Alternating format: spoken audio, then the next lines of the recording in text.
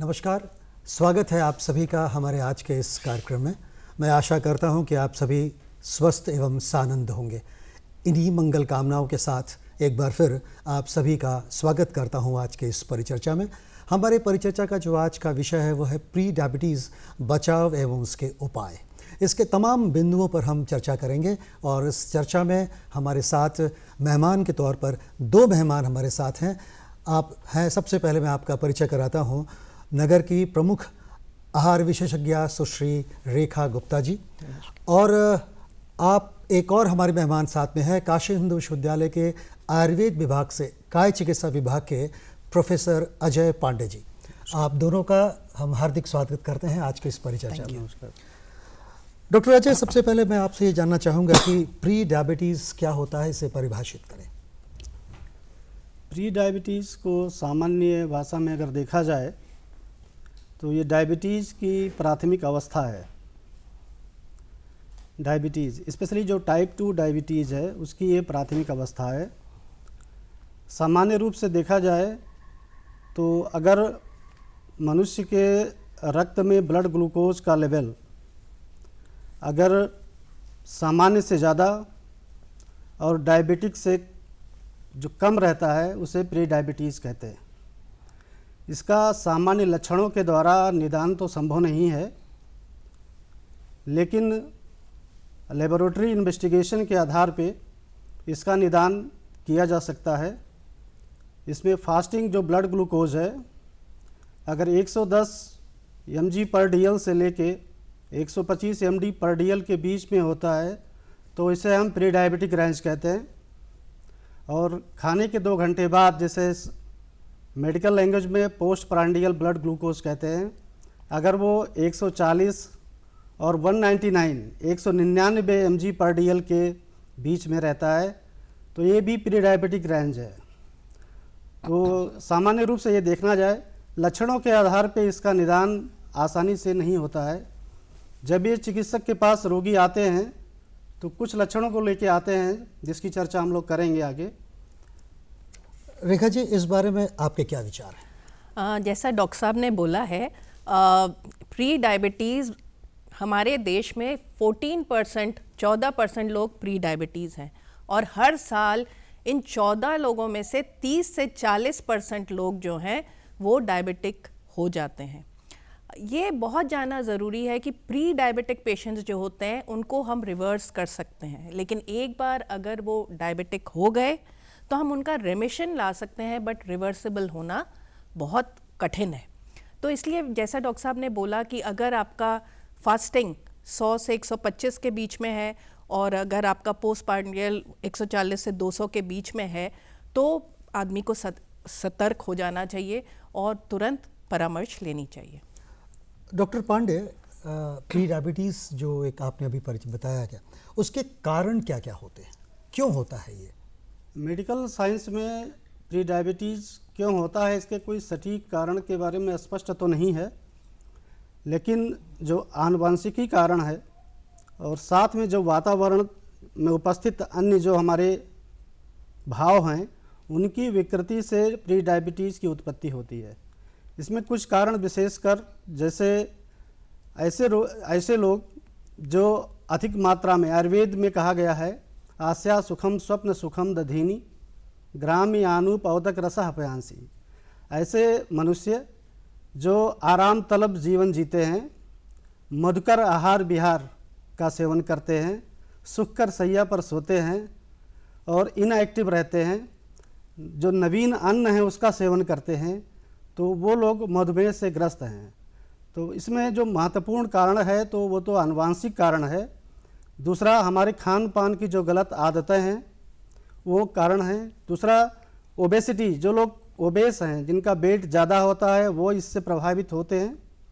महिलाओं में विशेषकर जो जेस्टेशनल डायबिटीज़ देखने को मिलता है, तो ऐसी जो गर्भिणी स्त्रियां जिनको प्रसव के बाद डायबिटीज़ तो ठीक हो जाता है लेकिन उनको प्री डायबिटीज़ और टाइप 2 डायबिटीज़ उत्पन्न होने की संभावनाएं ज़्यादा होती हैं, या ऐसी जो लड़कियां जो पॉलीसिस्टिक ओवेरियन डिजीज़ से ग्रस्त होती हैं उनमें भी प्री डायबिटीज़ की संभावनाएं ज़्यादा प्रबल होती हैं, या ऐसे लोग जो मेंटल स्ट्रेस, नाना प्रकार के मानसिक तनाव, आज के समय में हम देखते हैं कि मनुष्य का जीवन काफ़ी हरी करी और बरी में गुजर रहा है।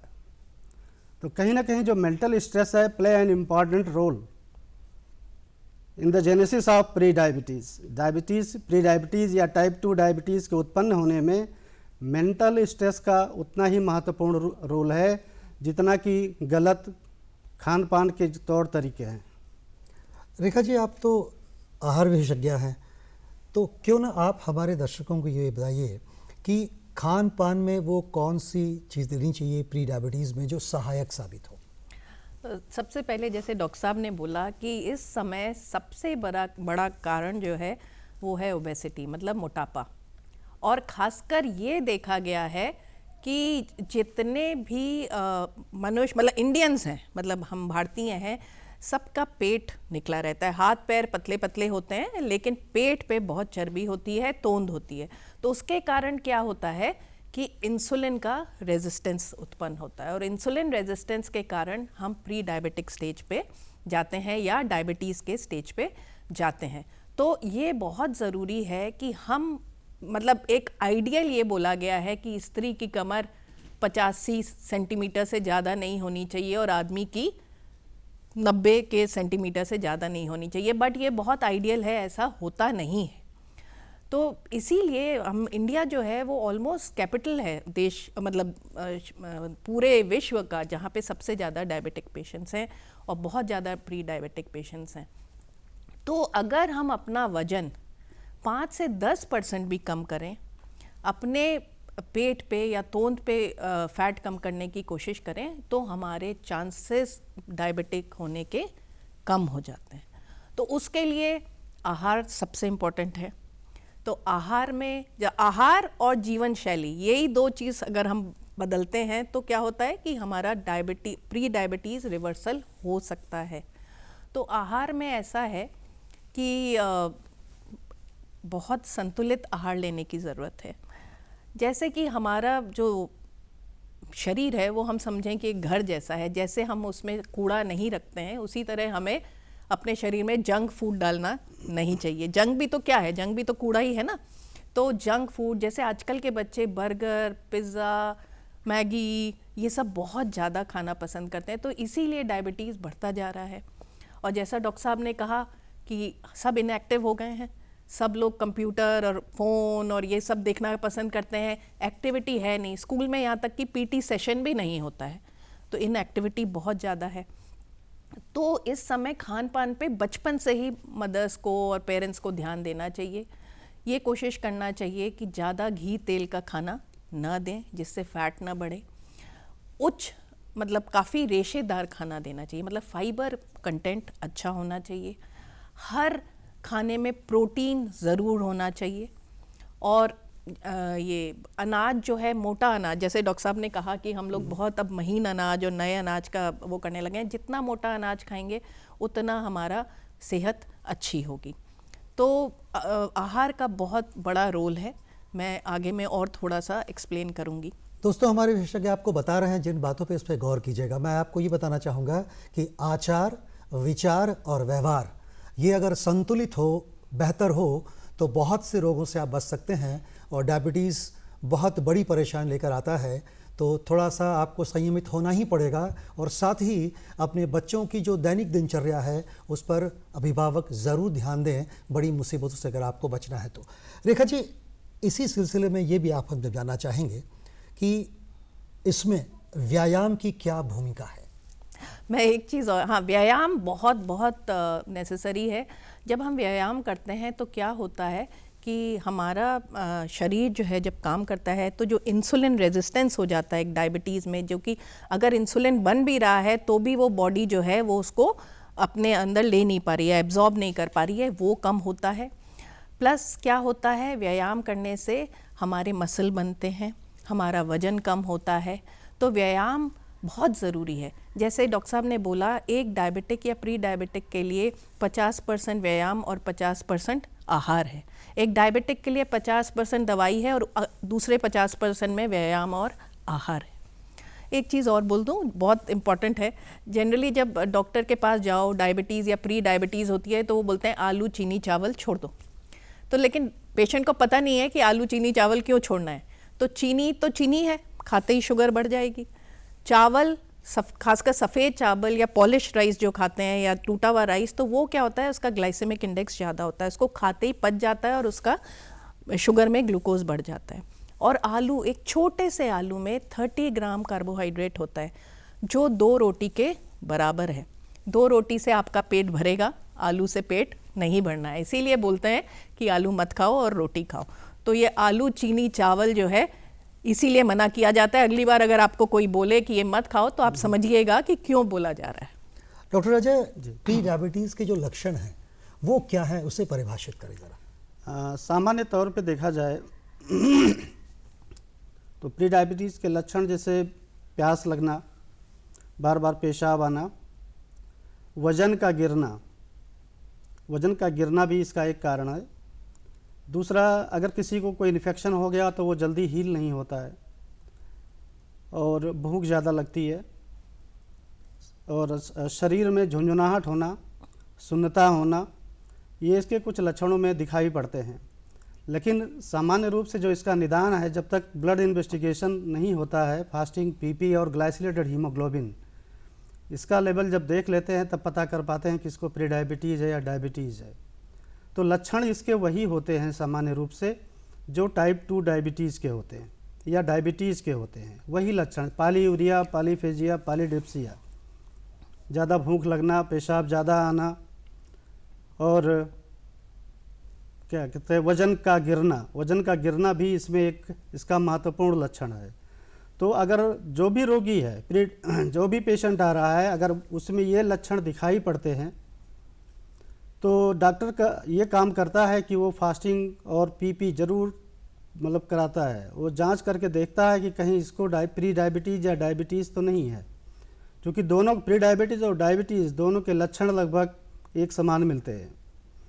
तो फास्टिंग पीपी करके देखना चाहिए। ये नहीं है कि डॉक्टर ने इसको ऐसे ही लिख दिया, मरीज़ समझ लेता है आया तो है किसी और रोग के लिए, लेकिन जब डॉक्टर कहता है कि फास्टिंग करा लीजिए, पीपी करा लीजिए, तो वो उसको अन्यथा लेता है।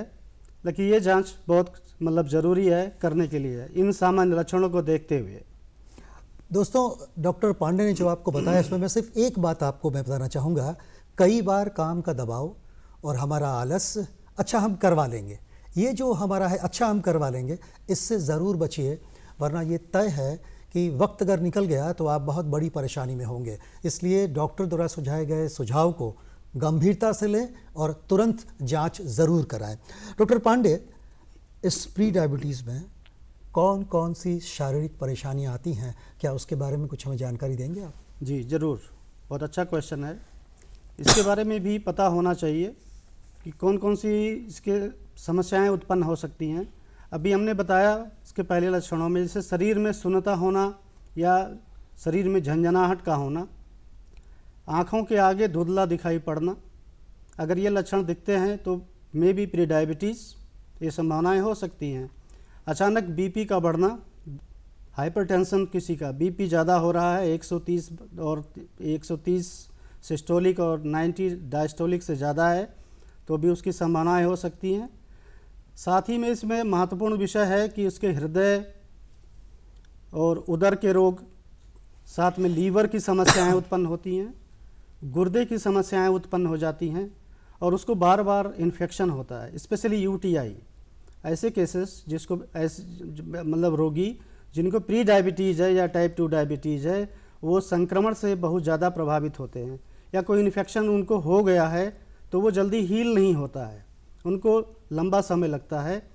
तो इन चीज़ों को ध्यान में रखना चाहिए। सामान्य लोगों को प्री डायबिटीज़, तो हम लोग प्री डायबिटीज़ के मुहाने पे खड़े हैं, एक समंदर में डूब रहे हैं। भारत, जैसे मैडम ने बताया कि बहुत, चाइना के बाद भारत का दूसरा नंबर है वर्ल्ड के लेवल पे। तो आज हम डायबिटिक कैपिटल होने जा रहे हैं, 10 सालों के बाद हम उनको लीड कर जाएंगे। तो क्यों ना इस एक सामान्य जो हमारी जो जनता है उसको इसके बारे में अवगत कराया जाए। इन विषयों को जितना हम लोग कराएंगे इससे बचाव कर सकते हैं प्री डायबिटीज़। तो आने वाले समय में हम डायबिटीज़ के शिकार नहीं होंगे। जैसा डॉक्टर साहब ने बोला, डायबिटीज़ ऐसा रोग है जो सर के बाल से लेके पैर के नाखून तक आपको अफेक्ट करता है। हर ऑर्गन जो है, हर अंग जो है वो उससे प्रभावित होता है। अगर आपने उसको कंट्रोल नहीं किया, अपने शुगर को, डायबिटीज़ को, तो डायबिटीज़ आपको कंट्रोल कर लेगा। तो ये बहुत ज़रूरी है, जैसा डॉक्टर साहब ने कहा कि हम लोग को अवेयरनेस, सबसे बड़ी चीज़ है पब्लिक अवेयरनेस करना बहुत ज़रूरी है। रेखा जी, जो हमारी दिनचर्या है उसका हर स्टेप पे एक असर होता ही है, तो इस प्री डायबिटीज़ में जो दिनचर्या हमारी है वो क्या हो कि हम एक अच्छे कंडीशन की तरफ आगे निकल चलिए मैं आपको एक थोड़ा सा सैम्पल दिनचर्या और डाइट थोड़ा सा बता सकती हूँ। तो सबसे ज़रूरी है कि सुबह उठें। डॉक्टर साहब भी मानेंगे कि हम लोग जनरली क्या कहते हैं पेशेंट को कि मेथी का पानी पियो। मेथी और जीरा और ये सब, मेथी जो है वो शुगर को थोड़ा डाउन करती है। मेथी बहुत फ़ायदेमंद है और मेथी का बीज जो है वो शुगर को कम करती है। तो मेथी का पानी पिएं और 5 भीगे हुए बादाम खाएं। बादाम बहुत अच्छा है, ये खाएं। उसके बाद हो सके तो व्यायाम करें, कम से कम 30 से 45 मिनट, 40 मिनट व्यायाम करें। और उसके बाद जो है एक संतुलित आपका ब्रेकफास्ट होना चाहिए, जो नाश्ता है। और नाश्ते में कोशिश करें कि प्रोटीन ज़रूर हो, क्योंकि जनरली हम लोगों का जो हिंदुस्तानी खाना है, हम लोग पूड़ी सब्जी, पूड़ी रोटी सब्जी, चावल सब्जी, मतलब प्रोटीन के बारे में नहीं सोचते हैं। तो ये तो शुगर को वैसे ही बढ़ाता है और मोटापा भी बढ़ाता है। तो हम लोग को जनरली क्या है, जैसे कुछ अंकुरित, या तो चना खा लें, अंकुरित खा लें, या अंडा खा लें अगर अंडा आप खाते हैं, उसके साथ कुछ दलिया या ओट्स या कुछ इस टाइप का नाश्ता लेना चाहिए, चीला। उसके 1-2 घंटे बाद एक फल खा लें, है ना, उसके साथ कुछ अखरोट खा लें। फिर दिन में खाने में आप हो सके तो मिश्रित आटे की या मोटा आटे की, जिसमें चोकर मिला हुआ हो वो आटा हो, या बेसन मिला हुआ आटा, उसका रोटी खाएं। दाल भी खाएं तो बहुत ज़्यादा गाढ़ा क्योंकि दाल नहीं खाना चाहिए, क्योंकि उससे भी कार्बोहाइड्रेट काफ़ी होते हैं। और हरी पत्तेदार सब्जी ज़रूर का इस्तेमाल करें। और प्रोटीन दही लें। मतलब जो हमारा एक इंडियन थाली है वो एक तरह से खाएं, लेकिन इनकी मात्रा सीमित रखें। अब ऐसा नहीं है कि 10 रोटी खा लिया बैठ के तो ऑफकोर्स आपका वेट बढ़ेगा। उसके बाद शाम को चाय पी लें, उसके साथ मखाना ले लें, भुना चना ले लें, और रात को भी एक साधारण अच्छा खाना लें। तेल का जो मात्रा है कोशिश करें 5 चम्मच से ज़्यादा दिन भर में एक मनुष्य के लिए, उससे ज़्यादा ना हो। तो और व्यायाम करें। तो इस तरह का अगर रहेगा, स्मॉल फ्रीक्वेंट मील्स, मतलब थोड़ा थोड़ा खाना दिन भर में 5-6 बार डिवाइड करके खाएं, तो आपको डायबिटीज़ या प्री डायबिटीज़ होने के चांसेस कम हैं। नमक का सेवन भी कम करें। दोस्तों, अक्सर देखा जाता है भारतीय समाज में कि दिन भर हम काम करते हैं, थक जाते हैं, सुबह का नाश्ता हुआ नहीं हुआ, दोपहर का भोजन शायद हम लेके जाते हैं, जब हम रात को लौटते हैं तो जी भर के खाना खाते हैं, पर ये सही नहीं है। सवेरे का भोजन ही सबसे अच्छा होना चाहिए, दोपहर को थोड़ा और कम, और रात को आदमी जितना कम खाए उतना अच्छा है। आहार विशेषज्ञ मैडम गुप्ता ने भी बताया आपको ये बातें। डॉक्टर पांडे जी, आप हमें ये बताइए कि बहुत से बिंदुओं पे हमने चर्चा की, आखिर बचाव का तो एक उपाय होता ही है, तो अगर प्री डायबिटीज़ में हम हैं तो हम कौन से बचाव करें? जैसा अभी मैडम ने चर्चा किया, गुड क्वेश्चन। दिनचर्या आयुर्वेदीय दृष्टि से देखें तो दिनचर्या ये हमारे शरीर और मन का एक अनुशासन है, जिसके द्वारा न केवल शरीर में व्याधि क्षमत, बीमारी से लड़ने की क्षमता उत्पन्न होती है, अपितु जो संचित विकार है, जो संचित मल है, वो भी शरीर से बाहर जाता है। तो दिनचर्या के बारे में आयुर्वेद बहुत विस्तृत वर्णन करता है। केवल वो आहार पे ही ध्यान नहीं देता, आपको कब उठना है, कैसे टॉयलेट में जाना है, कैसे ब्रश करना है, कब नाश्ता करना है, कब खाना है, कितनी मात्रा में खानी है, तो उसमें काल, प्रकृति, देश, ऋतु, इन सब का वर्णन करता है। वो कितनी मात्रा में खानी है। और ये जो अप्रोच है ये इंडिविजुअलाइज है, ये किसी का फिक्स नहीं है। आयुर्वेद कहता है पुरुषम पुरुषम वीक्षिषा गेया विषग उत्तमा। चिकित्सक वही उत्तम है जो भी औषधि की चाहे संरचना हो, चाहे आहार की योजना हो, जब हम हर रोगी के अनुसार अलग अलग करेंगे तभी उसको, चाहे वो प्रिवेंटिव अप्रोच है चाहे वो क्यूरेटिव अप्रोच हो, उसको समझ सकते हैं। तो दिनचर्या काफ़ी विस्तृत वर्णन है आयुर्वेद में। तो मैडम ने आहार के बारे में बताया कि प्रोटीन के बारे में, प्रोटीन रिच डाइट होना चाहिए और कॉम्प्लेक्स फूड होनी चाहिए। कॉम्प्लेक्स अगर शुगर लेते हैं वो, जैसे आज भारत सरकार देखें श्री अन्न की योजना चला रही है कि मतलब कल्टीवेशन ऑफ जो मोटे अनाज हम लोग कभी खाते थे, हमारे पूर्वज खाते थे और हमसे मजबूत होते थे वो। नहीं, मिलेट ये मिलेट्स, घोषित अनाज, किया गया है, ये ज्वार बाजरा ये सब चीज़ें हैं, इनकी बात हो रही है। तो ये कॉम्प्लेक्स शुगर है, इनका जो है डाइजेशन एंड मेटाबॉलिज्म जो है वो डिलेड होता है। तो इनको अपने खाने में, चाहे वो दलिया के रूप में लें, रोटी के रूप में लें, किसी रूप में, तो इनका प्रयोग करें। तो उसके द्वारा जो ग्लाइसेमिक इंडेक्स है वो रेज नहीं होगा। नित्य व्यायाम मैडम ने कहा कि 30 से 45 मिनट करना चाहिए। और सबसे इम्पोर्टेंट वन है मेंटल स्ट्रेस को रिमूव करने के लिए योग और प्राणायाम। ये अगर हम नित्य करते रहेंगे तो हम प्री डायबिटीज़ से डायबिटीज़ में जाने से उसको रोक सकते हैं। ऐसा माना जाता है कि 10 सालों में जितने प्री डायबिटिक हैं वो डायबिटिक में चेंज हो जाते हैं। तो क्यों ना ये इनिशिएटिव अभी लिया जाए और जो हमारी पुरानी प्राचीन विधा है उसको समाज में प्रचारित और प्रसारित किया जाए। तो इन विधाओं के द्वारा आयुर्वेद की दिनचर्या, योग के आसन, प्राणायाम और जो हमारे अन्य जो खाने पीने के तौर तरीके हैं उनको अपना के हम निश्चित रूप से प्री डायबिटीज़ को रोक सकते हैं, इसको रिवर्स कर सकते हैं। तो दोस्तों, अभी आपने डॉक्टर अजय पांडे और सुश्री रेखा गुप्ता से प्री डायबिटीज़ के बचाव, उसके जो लक्षण और क्या करना चाहिए इस बारे में विस्तृत से जानकारी हासिल की।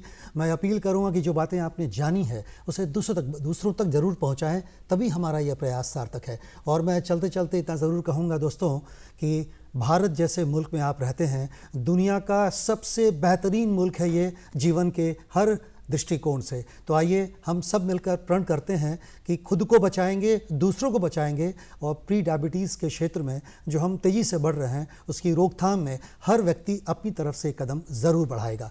आप दोनों का, डॉक्टर पांडे और मैडम रेखा जी, बहुत बहुत धन्यवाद कि आपने वक्त निकाला और बहुत सी अच्छी जानकारी भी दी। तो नमस्कार, अगली मुलाकात फिर होगी किसी नए मेहमान और एक अच्छे विषय के साथ। नमस्कार। जय हिंद। जय